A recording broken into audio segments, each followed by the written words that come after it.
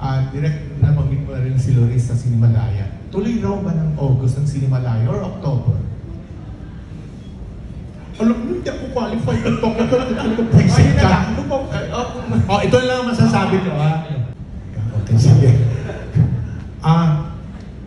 Sagutin ko ba ito? Okay, ganito. Tuloy ang Sinimalaya sa October. October 3. Okay? Tuloy ang Sinimalaya.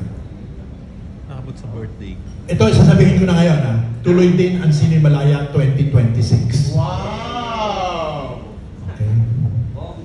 May mga pagkakaiba lang na magaganap. Pero tuloy yan. At bilang sa FDCP, ito ang answering personally, hindi namin hahayaang mamatay ang Sinimalaya.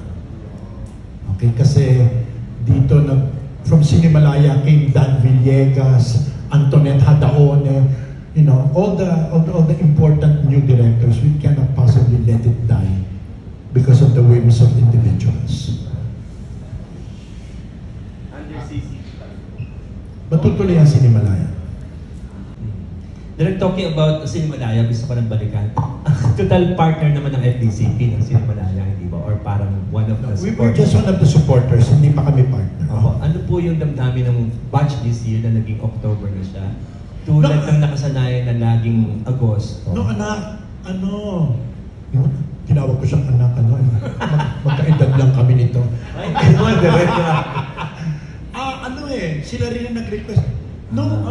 Mel, imposible nilang matapos ng August. Imposible nilang matapos ng August. Shooting pa. Oo, kasi nag-shoot. May dalawa na alam ko na tapos na. Even without, nag-late yung release ng tranches eh. Okay. So, nahirapan sila. So, tama lang ng October. Pero, I think ibabalik niya na sabihin ko na, hindi na, well, of course, hindi na sa PIC, hindi na sa Ayala by the Bay. Buti naman, Diyos mo. Salamat. Saan na? Saan na po ang venue ng Sinimalaya? Baka sa Shangri-La Mall. Okay. Bakit po hindi gateway? Mas maraming sinihan doon.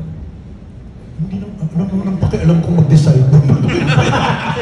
Sinasuggest ka nila. Halika, tawagan ko si Loris. Sinasuggest nila. Asa sa Shangri-La? Okay. Okay na yung shot.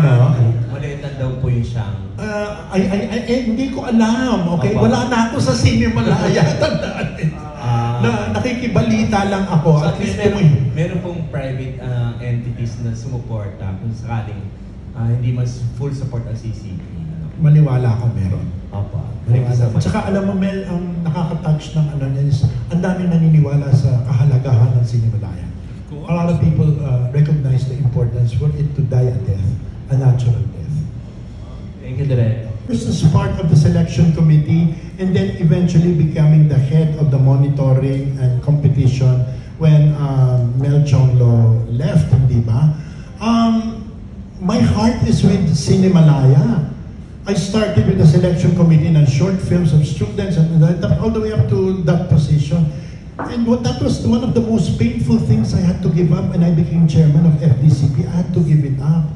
So I will really fight tooth and nail to keep it. And it's not just because of this personal attachment, but because of its importance and my respect for the institution, di ba? And that's why FDCP will always be supportive of Sinimalaya in our limited capacity. Okay, because this is a partnership of the Sinimalaya Foundation and the Cultural Center of the Philippines, which is another government agency.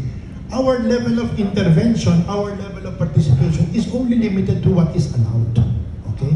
So, but then in this critical moment, by the way, which I also understand because of the big slash in the budget of CCP.